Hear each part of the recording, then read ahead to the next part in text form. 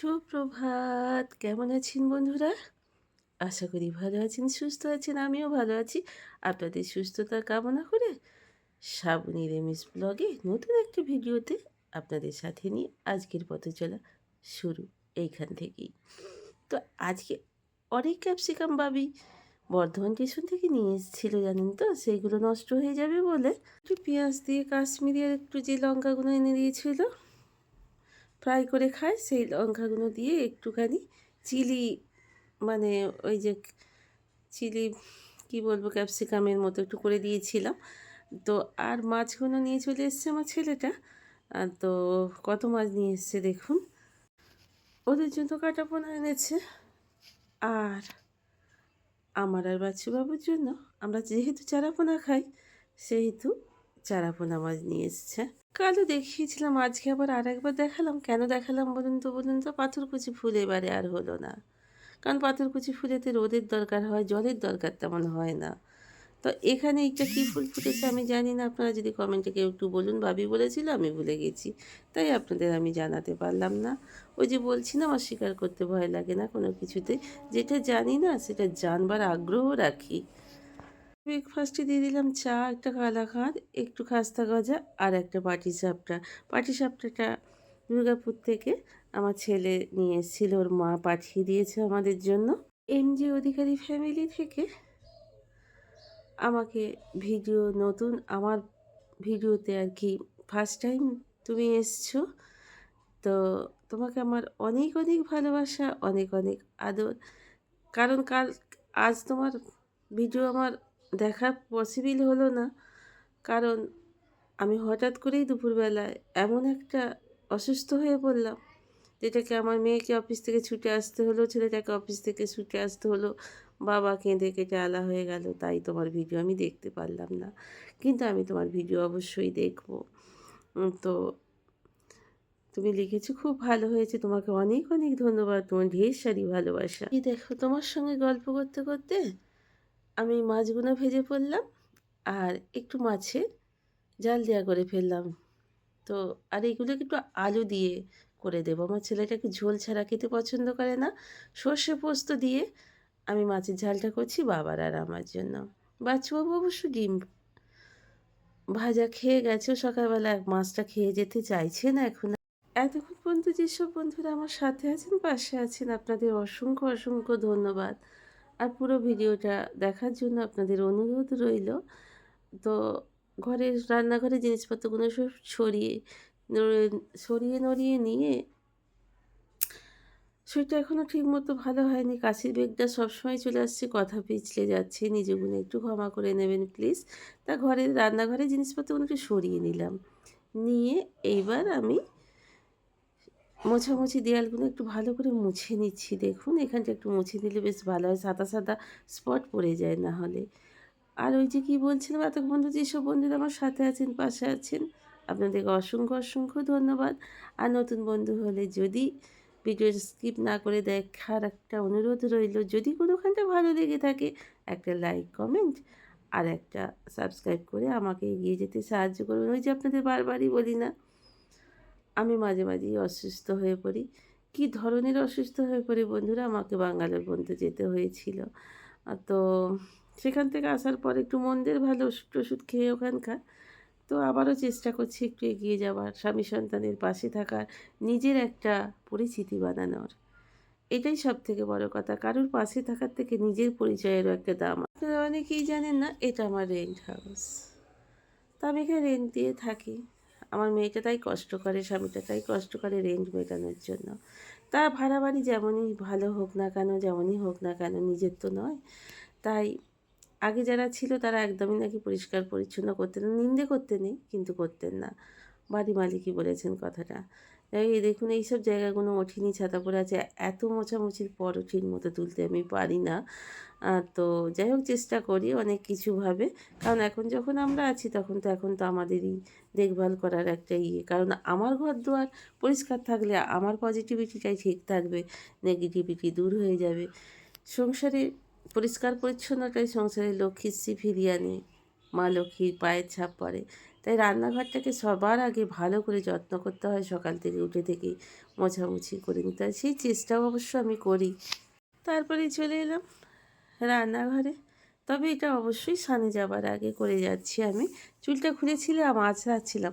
তারপর ভাবলাম যে গরম জলটা চাপিয়ে দিয়েছি, বসে থাকবো কেন? তাহলে বিছানাটা একটু পরিষ্কার করে নিই। স্নানে যাওয়ার আগে চুলটা তো প্রত্যেকদিন একটু আঁচড়ে নিতে হয়, নাহলে বড্ডই জট পড়ে যায়। তো চলুন, ঘরের মধ্যে সবার আগে বিছানাটা পরিষ্কার করতে হয়। বিছানাটা যদি পরিষ্কার থাকে, এটা একটা সবথেকে সুন্দর একটা ঘরের মধ্যে সুন্দর একটা শান্তির জায়গা। যেটা সুন্দর থাকলে ক্লান্তি সব দূর হয়ে যায়। সত্যি বিছানাটা সুন্দর হলে একটা সুনিদ্রা আসে আমাদের। শত চিন্তা ভাবনা, দুঃখ কষ্ট রোগ ভোগের মধ্যেও। এটাই আমার মনে হয়। তবে আমার কথাটা আমি আপনাদের জানাই।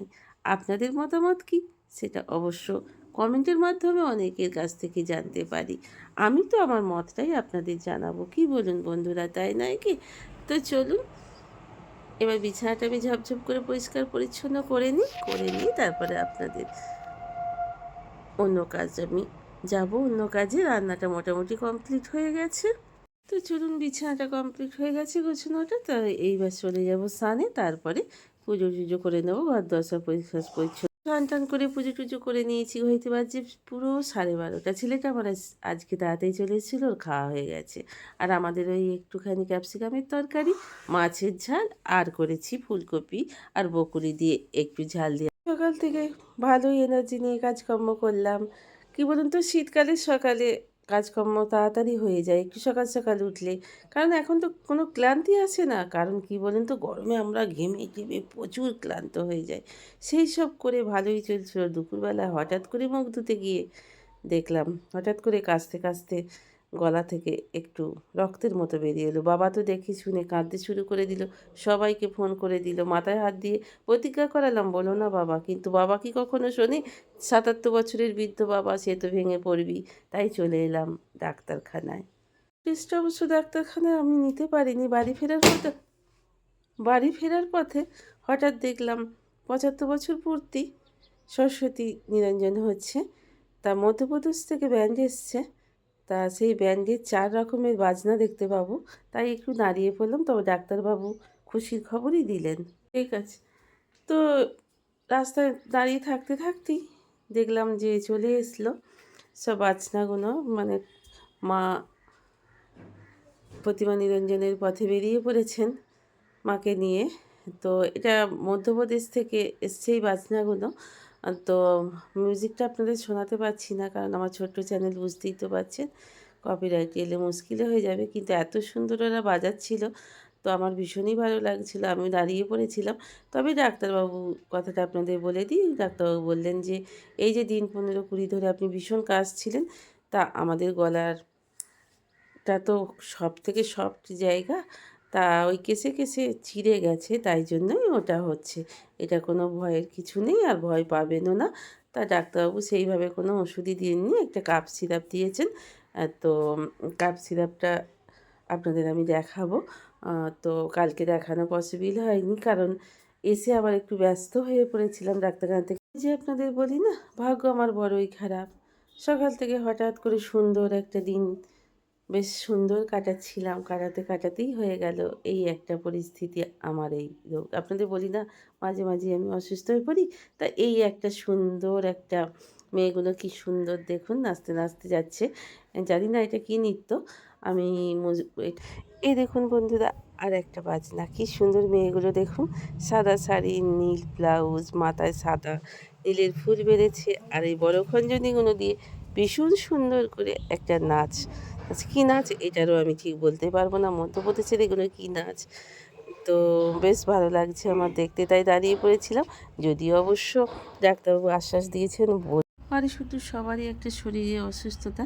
বাড়ি এসেছি, তো এসে সেটা চপ, তারপর অমৃতি জিলিপির মতো এগুলো সব একবারে নিয়ে এসছে। তো খাওয়া পর্ব এখন চলবে।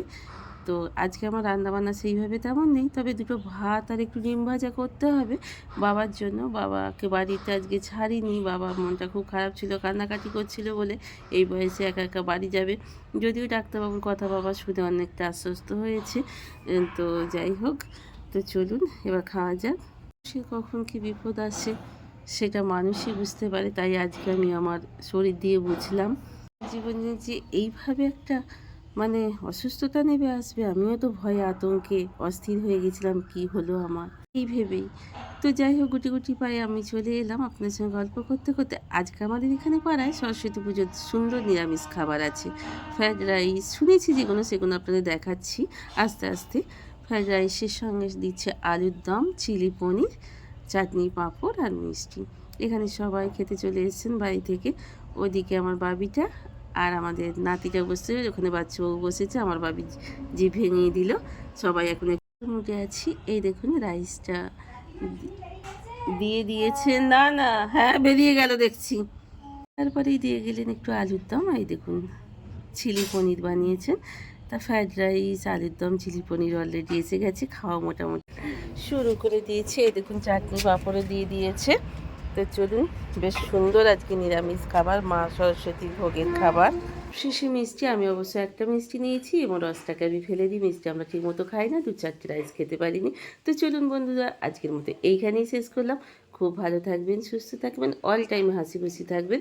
তো আজকের মতো শেষ। চলুন, আমাদের সকলেরই খাওয়া গেছে, বাচ্চাও পরের ব্যাচে বসেছে বলে ওর একটু খেতে দেরি আছে। এবার যা যাক বাড়ির পথে। সবাই ভালো থাকুন, সুস্থ থাকুন, আনন্দের সঙ্গে থাকুন, সারা সর্বদা হাসি খুশি থাকুন। আবারও বলি, তো সেই সঙ্গে বলি গুড নাইট।